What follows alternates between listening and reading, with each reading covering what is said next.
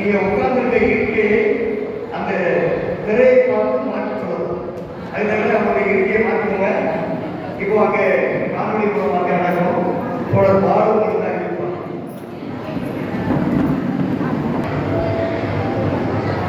இப்போ நான் ஃபயர் சேஃப்டியை பற்றி பேச போகிறேன். என்னடா பழக்கடையில் வேலை செய்கிறேன், ஃபயர் சேஃப்டியை பற்றி பேசுகிறானேன்னு நினைக்கிறீங்களா? நான் 2 வருஷத்துக்கு முன்னாடி ஃபயர் ஃபேக்டரியில் தான் ஒர்க் பண்ணிட்டு இருக்கேன். நான் முதல்ல சாதாரண ஒரு தொழிலாளியாக தான் வேலைக்கு செய்கிறேன். இவர் மணி போர்மேன், இவர் கவலைங்க, இவர் மாறி. வணக்கம். நான் மாறிட்டேன். சந்திரன், இவர் நம்ம ஃபேக்ட்ரியில் ரொம்ப முக்கியமான ஆள், ரொம்ப சின்சியர். அது மட்டும் இல்லாமல் சேஃப்டிக்கு ரொம்ப முக்கியத்துவம் கொடுக்குற ஆள். எந்த ஒரு விஷயமா இருந்தாலும் மாறி மட்டும் நீ கேட்டுமா. மணி, நம்ம சந்திரனை பொறுத்து ட்ரைனிங் கொடுக்கணும். எனக்கு எல்லா செக்ஷன்லையும் ட்ரைனிங் கொடுத்தாங்க. நானும் ஆர்வமாக கற்றுக்கிட்டேன்.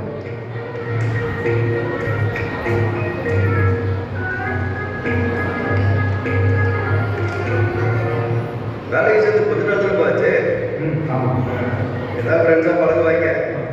பின்னாடி வர மாரியம்மா கிட்ட மட்டும் கொஞ்சம் உசாரா இருப்பாரு. நல்லா தானே பழகுறாரு. ஏன்பா? நல்லா தப்பா பழகுவாரு.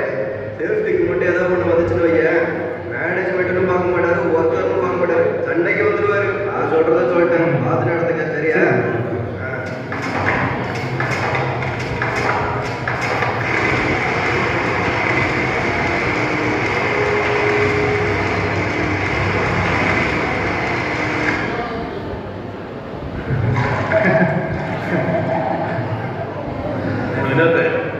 நான் சொல்றது சரிதான்ப்பா. இப்போ மட்டும் ஜாலியாக பேசுங்க. சேஃப்டி அந்த பண்ணா அதை தெரிஞ்சுருப்பீங்க. டேய் சும்மா அண்ணனை பற்றி உனக்கு தெரியாதா? சேஃப்டிக்கு எவ்வளோ முக்கியத்துவம் கொடுப்பாரு ஆமாம், தெரியுமா? இதுதான் நானும் உங்கள்கிட்ட கேட்குறேன். அது என்ன சேஃப்டிக்கு அப்படி ஒரு முக்கியத்துவம் கொடுக்குறீங்க? தம்பி, இதே மாதிரி பட்டாசு தொழிற்சாலைகளில் தீ விபத்தில் 3 வயசுக்கு முன்னாடி எங்கள் பாப்பா வேலை பார்த்தேன். ஆல்மோஸ்ட் கிட்டத்தட்ட நான் ஒரு அனாதையாகவே தான் பார்த்தேன். என்னை போல பட்டாசு கம்பெனியில் வேலை செய்கிற ஒரு குழந்தைங்க அனாதையாக இருக்கக்கூடாதுங்கிறதுக்காக வேலை செய்கிறதுல பாதுகாப்பு அவ்வளோ முக்கியத்துவம் கொடுக்குறேன். அதுலேருந்து மாரியப்பன் எனக்கு ரொம்ப பிடிச்சி போச்சு. நான், சங்கர், மாரியப்பன் எல்லாரும் நல்ல ஃப்ரெண்ட்ஸ் ஆகிட்டேன். நான் சுறுசுறுப்பாக வேலை செய்யறது பார்த்தேன். 2 வருஷத்துக்கு என்னை சூப்பர்வைசராக ப்ரொமோட் பண்ணேன். நம்ம கம்பெனியில் திறமையாகவும் உண்மையாகவும் உழைச்சா சீக்கிரம் ப்ரொமோஷன் ஆகினாங்கிறது நல்ல உதாரணம் நம்ம சந்திரன் தான். 2 வருஷத்துக்கு முன்னாடி சாதாரண தொழிலாளியாக வேலைக்கு சேர்ந்தார். அவரோட திறமையாலும் கடின உழைப்பாளையும் இன்னைக்கு சூப்பர்வைசர் ஆகிருக்காரு. வாழ்த்துக்கள் சந்திரன். Thank you sir.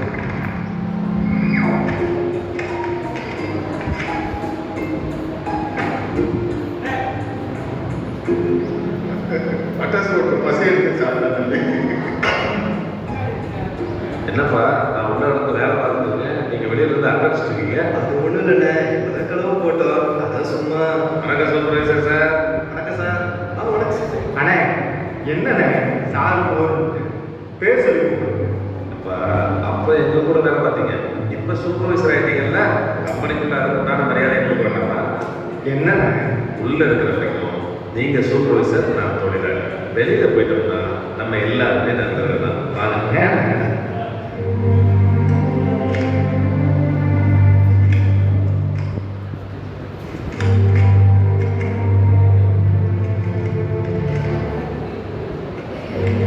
என்னக்கா என்ன சார்? தண்ணி பாட்டில் இங்கே வைக்கக்கூடாது சேஃப்டி கிளாஸ் சொல்லி கொடுத்துருக்காங்க. அதையும் மீறி இங்கே வச்சா என்னக்கா? Sorry sir. அக்கா, அலுமினிய பவுடர் தண்ணி பட்டா ஹைட்ரஜன் வாயு உருவாகி எவ்வளோ பெரிய வெடிவிபத்து ஏற்படுது. இதெல்லாம் உங்களுக்கு சொல்லி கொடுத்துருக்காங்க. சேஃப்டிக்கு ஃபஸ்ட்டு முக்கியத்துவம் கொடுங்க. சரி சார். உனக்கு ப்ரமோஷன் கொடுத்தது சரிதான். தண்ணியை பக்கத்தில் வச்சுட்டு முதல்ல வேலை செய்யுங்க. ஆஃபீஸ் சரிங்களா? என்ன சந்திரன், என்ன பண்ணிட்டு இருக்கீங்க? உட்காரு. ஒன்றும் கல்யாணம் வச்சிருக்கப்பா. யாரு காதலா? இப்போதான் நான் காலேஜ் முடிச்சேன், அதுக்குள்ள கல்யாணம். ஆமாப்பா, உனக்கு தான் முதல் பத்திரிக்கை.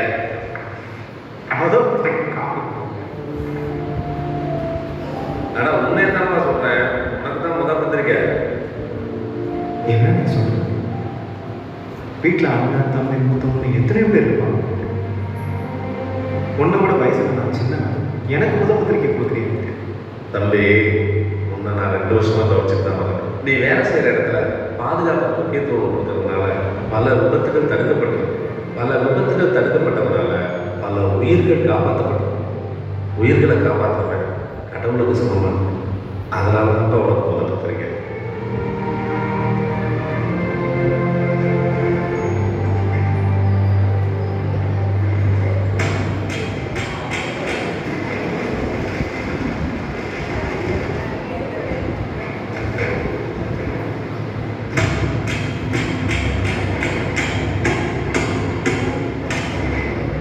வணக்கம் சார். என்னண்ணே இது இரும்பால தட்டிட்டு இருக்கீங்க? இரும்பு வச்சு தட்டினா பொறி ஏற்படும் தெரியாது? தெரியாமல் பண்ணிட்டேன் சார். சின்ன தீப்பொறி தானே பெரிய விபத்து ஏற்படும். எத்தனை தடவை ட்ரைனிங் கொடுத்தாலும் நீங்களா கேட்கவே மாட்டீங்கல்ல? இதுவே பண்ண மாட்டேன் சார். ஆனால் நீங்கள் ஒத்த வருஷம் இல்லைன்னா இங்கே பல பேர் வேலை செய்யணும், புரியுதா? ஏன் அதை கொடுங்க.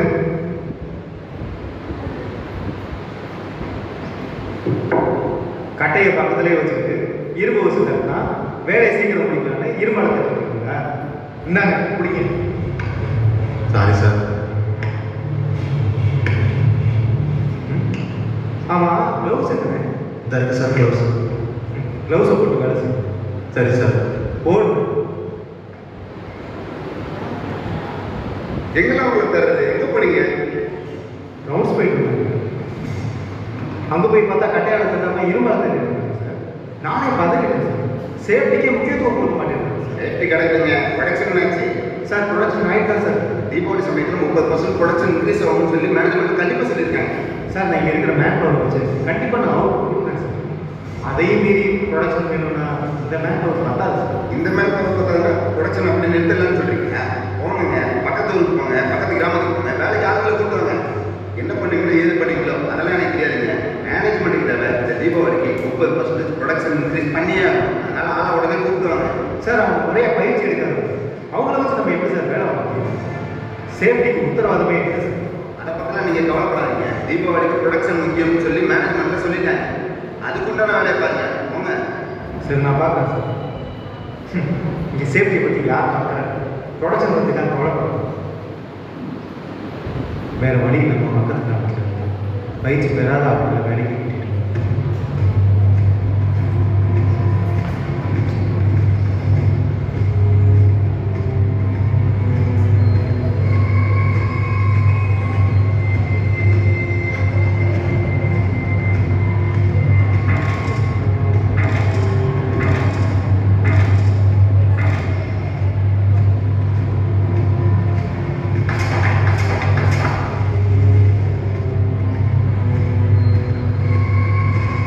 தீபாவளி நெருங்கிட்டதால ஃபேக்ட்ரி ப்ரொடக்ஷன் பரபரப்பாக போயிட்டு இருந்துச்சு.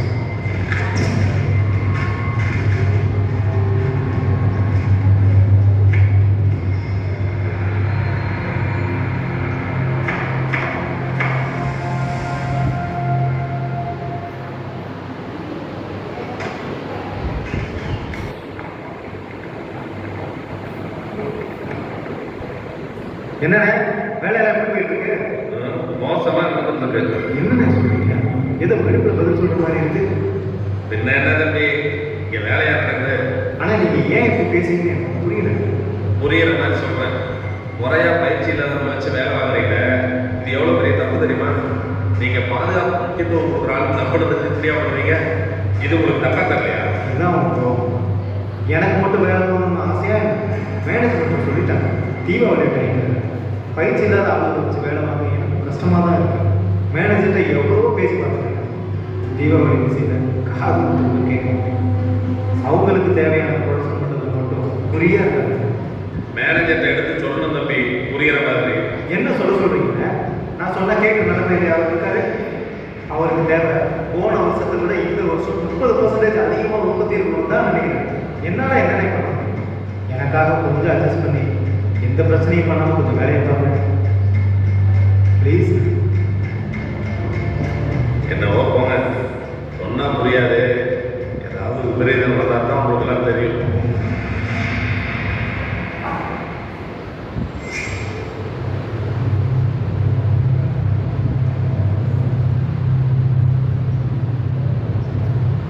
சந்திரன், நீங்க கேட்ல வெயிட் பண்ணுங்க. நான் சந்திரன் அனுப்பி விடுறேன்.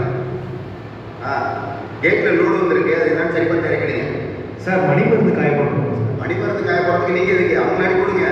சார் நான் கிராமத்துலேருந்து கூப்பிட்டு வந்திருக்கேன் சார். முறையா பயிற்சி கூட எடுக்காதவங்க சார். சீட்டு கூட விரிக்க தெரியாது சார். சீட்டு விரிக்கிறதெல்லாம் பெரிய மலையா? ஏங்கா உனக்கு சீட்டு விரிக்க தெரியாது சார் அட கொடுங்க சார்.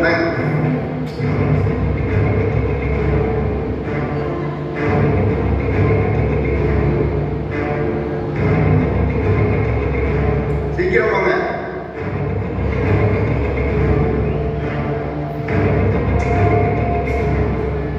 சந்திரபாபு இருக்காருப்பா. போய்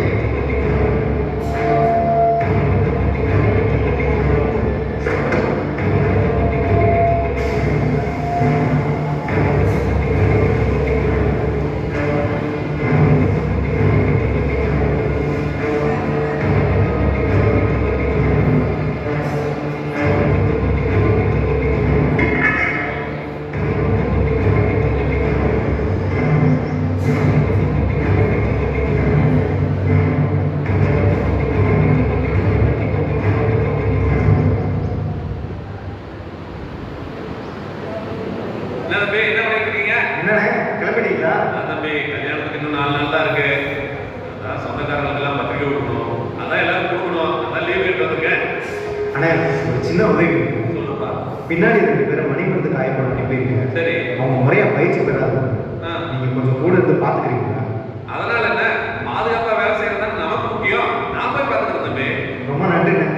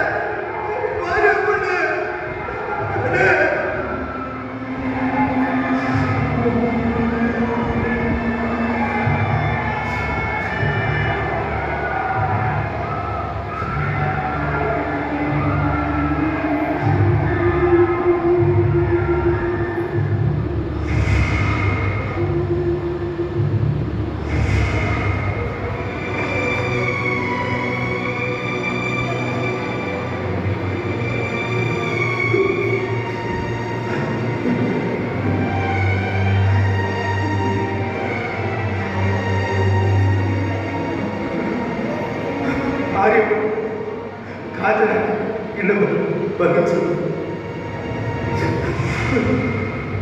கடைசியில் என்னாலே உனக்கு இப்படி ஆயிடுச்சு.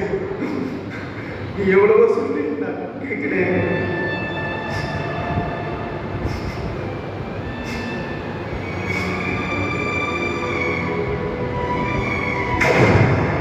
அந்த சத்தம் இன்னும் என் காதில் கேட்டுட்டே இருக்கு. அந்த விபத்துக்கு நான் ஒரு காரணம் என் மனசாட்சி உறுத்திட்டே இருக்கு. அந்த வேலையை வேணும் அண்ணன் கூட சேர்ந்து பழமையாக பண்ண.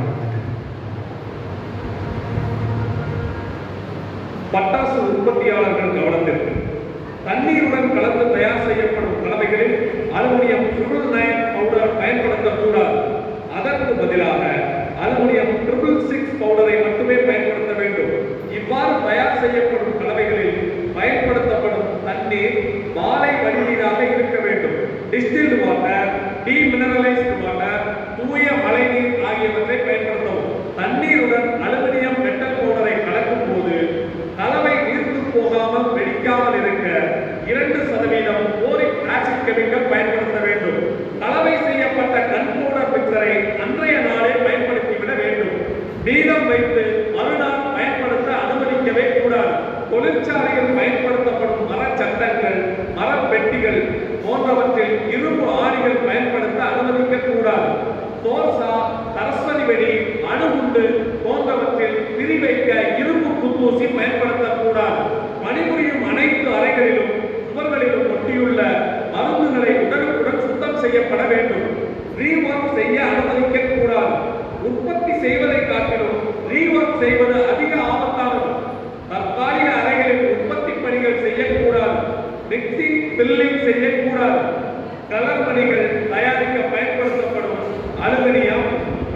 லித்தியம், மெக்னாலியம் போன்ற மெட்டல் பவுடர்கள் சரியான முறையில் கோட்டிங் செய்யப்பட்டுள்ளதா என்பதை உறுதி செய்து பின்னரே பயன்படுத்தப்பட வேண்டும்.